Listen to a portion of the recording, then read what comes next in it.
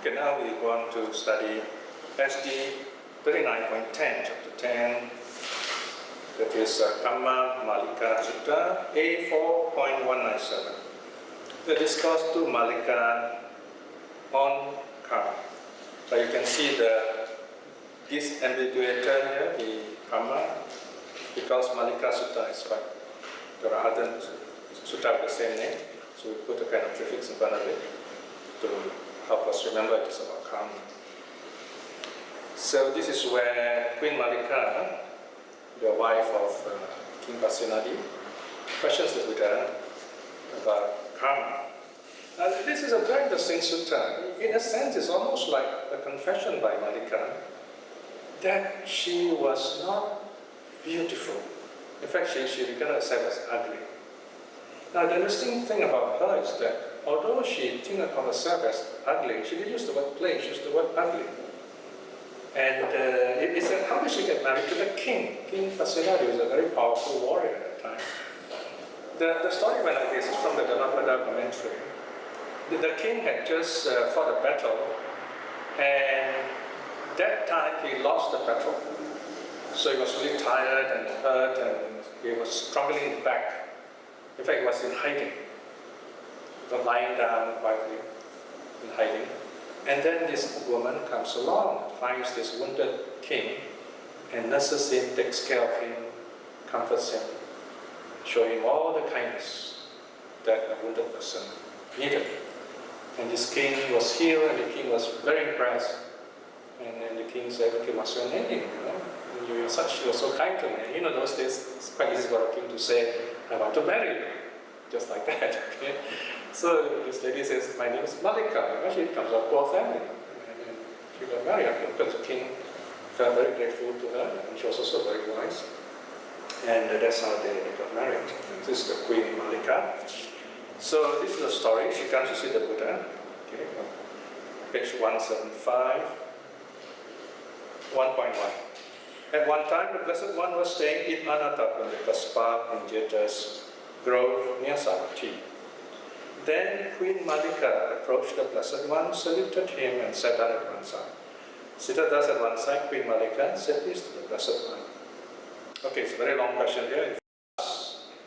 What is the reason, Bhante? What is the cause that here meaning in this world, a certain woman is ugly and deformed, of very mean appearance, and poor, having few things, of little wealth, and of little influence? We have three things here, right? Three variables.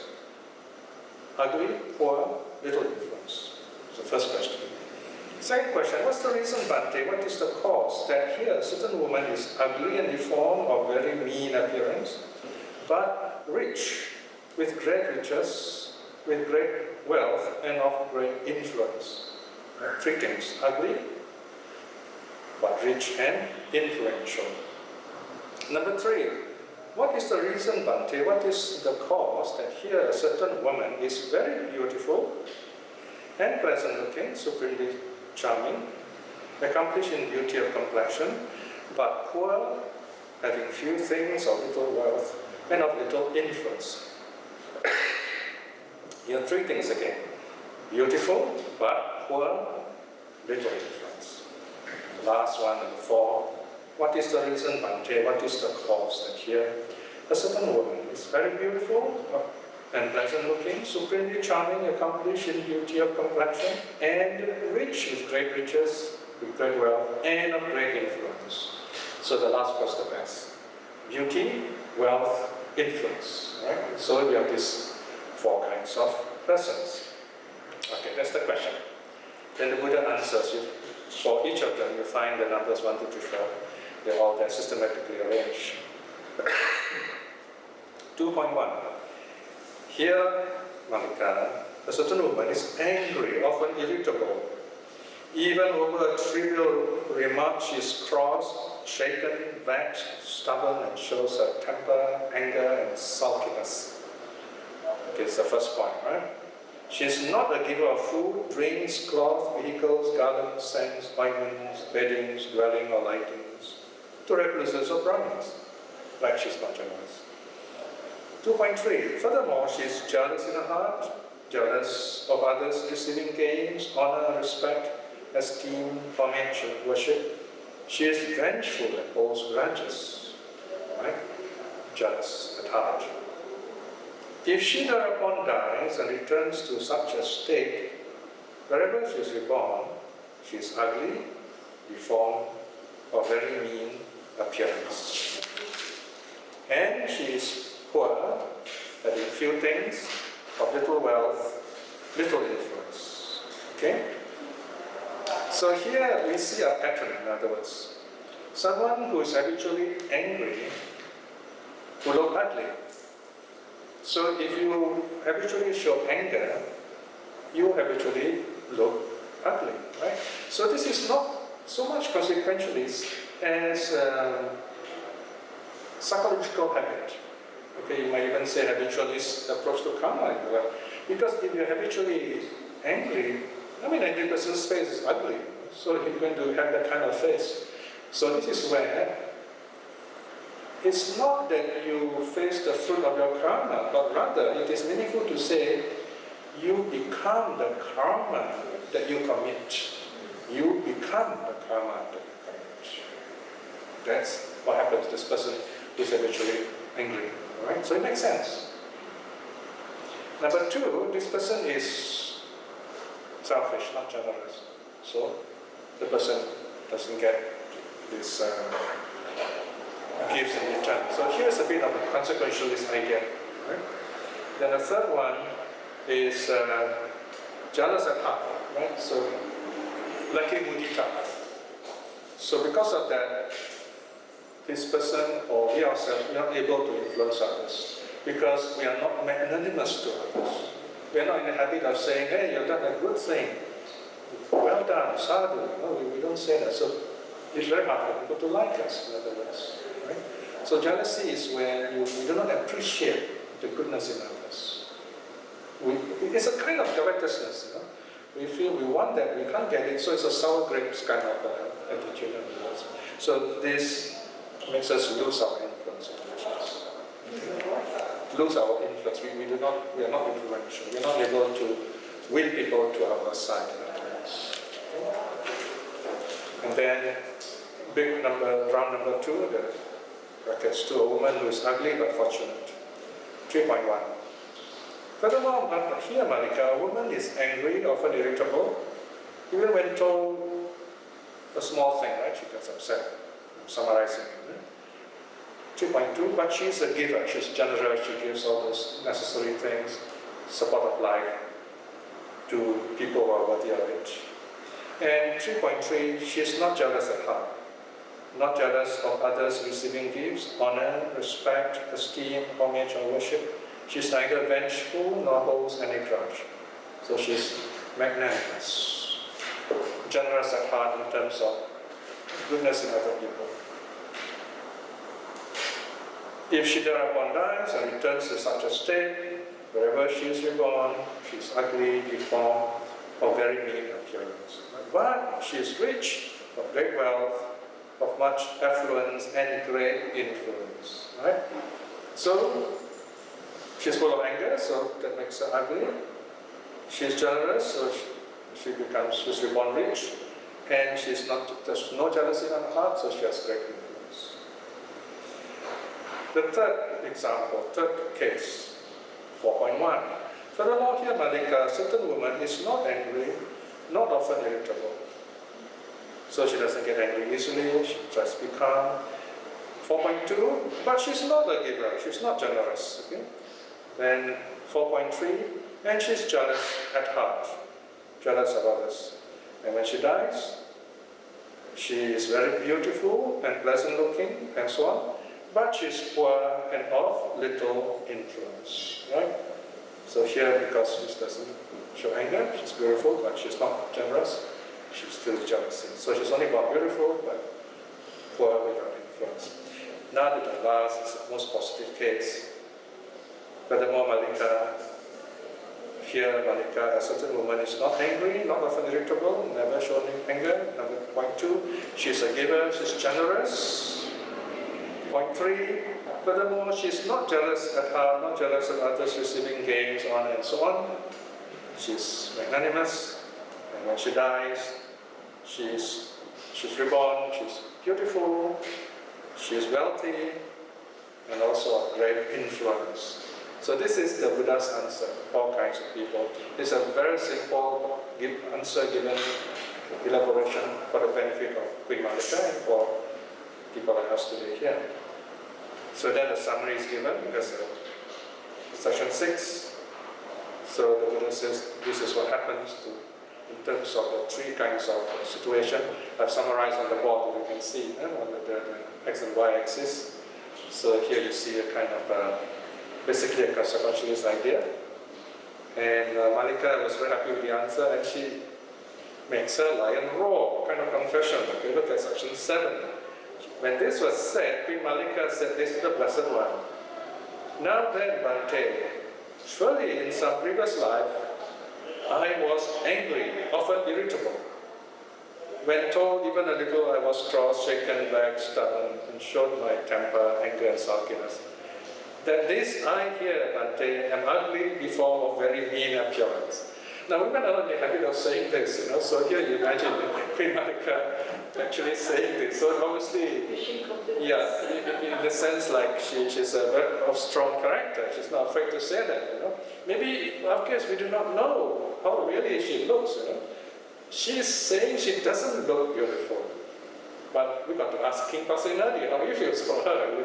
We don't know, okay? But the important thing, this is her impression, all right? She said, wow, I don't look beautiful. Maybe in the past life I showed a lot of anger. Okay. Now then, Bhante, surely in some previous life I was a giver of food, drinks, and so on. So now, because of that karma, I am rich. Right? It's the king's chief queen. Section 12. Now then, Bhante, surely in some previous life I had no jealousy in my heart. Not jealous of others receiving gains, honor, respect, esteem, homage, and worship. Not revengeful. Do not hold any grudge. That this I here, Bhante, have great influence. Furthermore, Bhante, there are in this royal family Kshatriya maidens, and Brahmin maidens, and household maidens, and I wield supreme authority over them. Right? So she has great influence. Then she makes a kind of an aspiration. A vow, even. 15. From this day forth, Bhante, I will not be angry, nor will I often be irritable. Even when told much, I will not be cross, not shaken, not vexed, not stubborn. I will not show my temper, anger, or sulkiness. And I will be a giver of food, drinks, cloth, vehicles, garlands, scents, ornaments, beddings, dwelling, and lightings to recluses and Brahmins. Furthermore, I will have no jealousy in my heart, not be jealous of others receiving gains, honor, respect, esteem, homage, and worship. I will be neither vengeful nor hold any grudge. And then she says, excellent Bhante, just as if one were to press upright what had been overturned, were to reveal what was hidden, or were to show the way to one who was lost. Or were to hold up a lamp in the dark so that those with eyes could see forms. In the same way, Bhante, in numerous ways, the Dharma has been declared by the Blessed One. I, Bhante, go to the Blessed One for refuge, to the Dharma, and to the community of monks. May the Blessed One remember me as a laywoman, Upasika, who has gone to him for refuge from this day forth for life. Right? So here's the story of Queen Mallikā's going for refuge. And confession, if you like. Okay? What's the antonym for jealousy? Would it be mudita? Yeah. Antonym for it? Mudita is a good word, yes. Gladness, yes. Mudita translates gladness. You can explain it as appreciative joy. Empathetic joy? Yes, empathetic joy, yes. Okay. So that would be the antonym for jealousy in this? Yes, one of the antonyms. What are the others? Well, it could be metta, it could be loving kindness, yes. Depends on the occasion. It could be compassion even. I mean, you see someone gaining So striking first prize lottery, you say, oh wonderful, sadhu.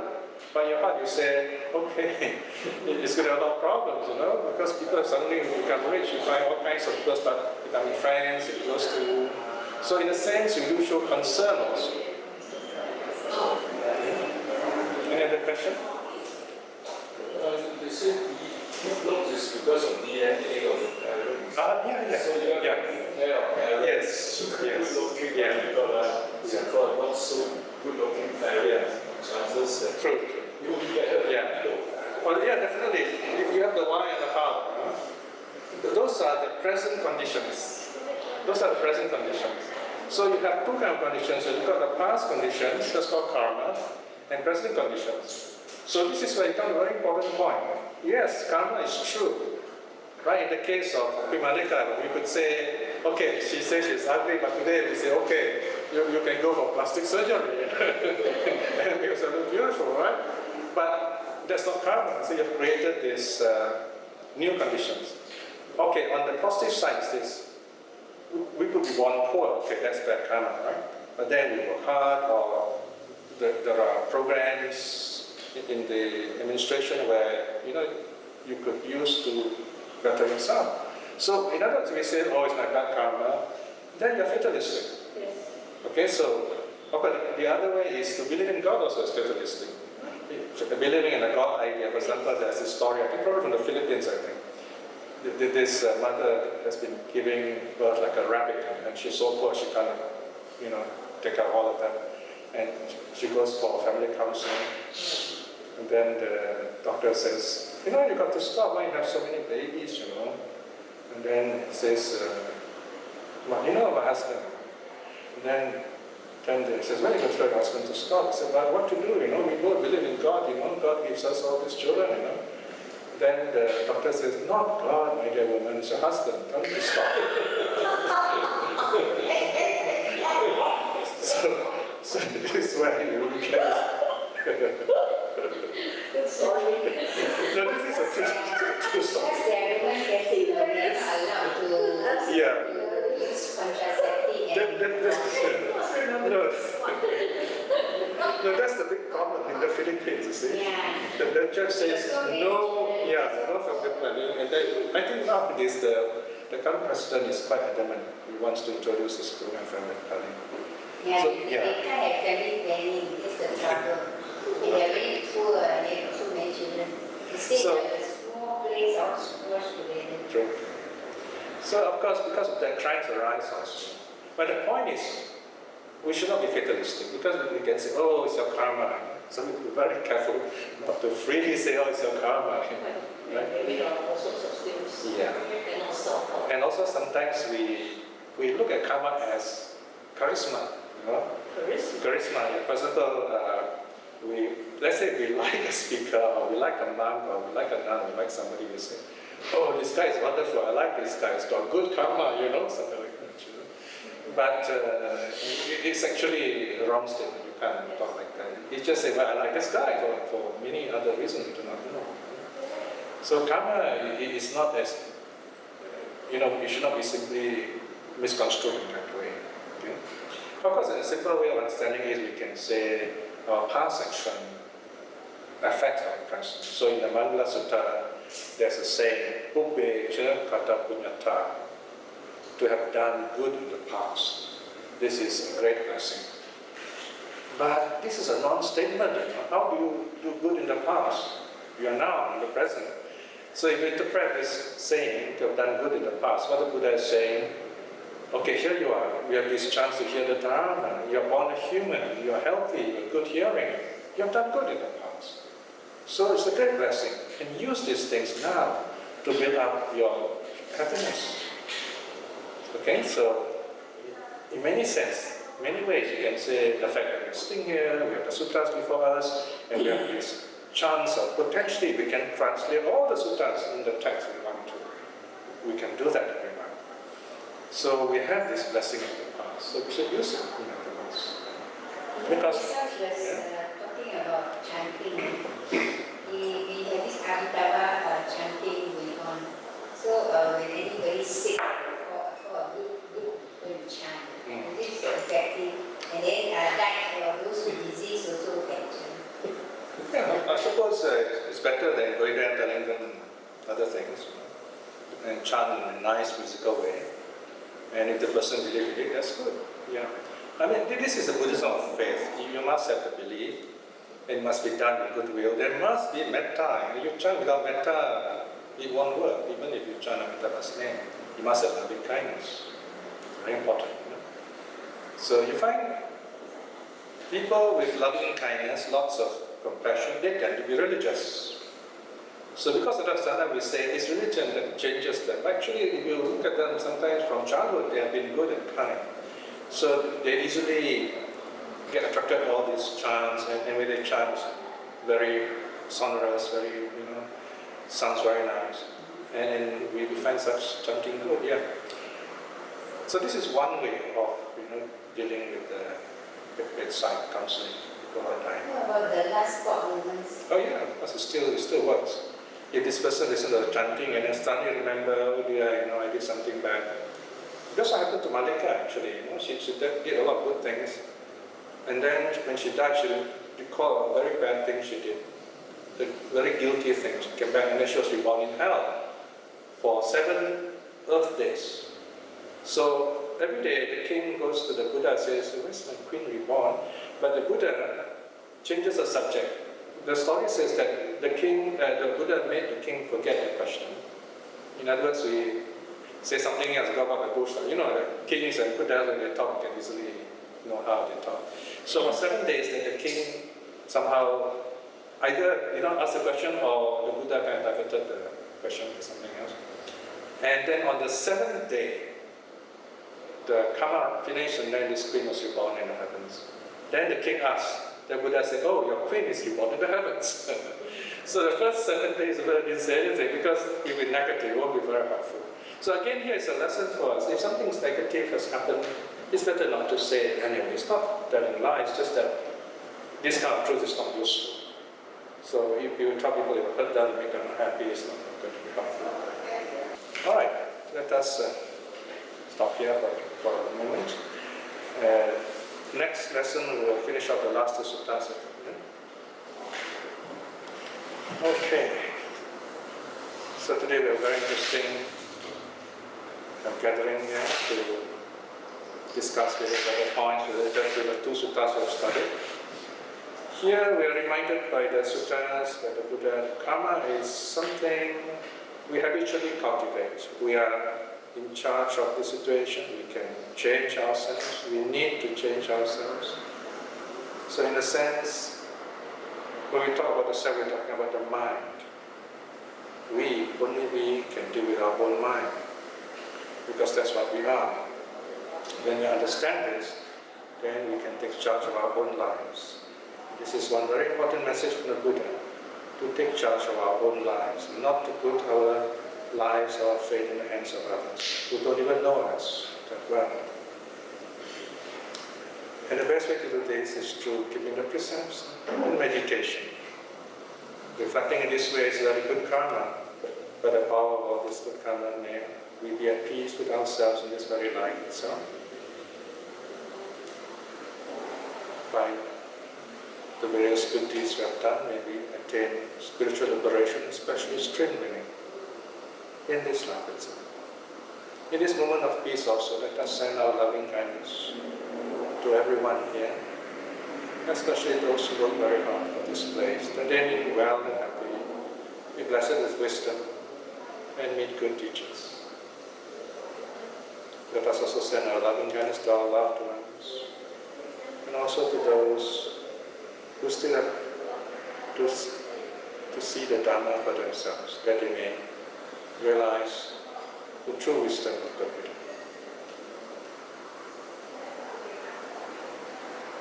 May all beings be well and happy. Sadhu, sadhu, sadhu.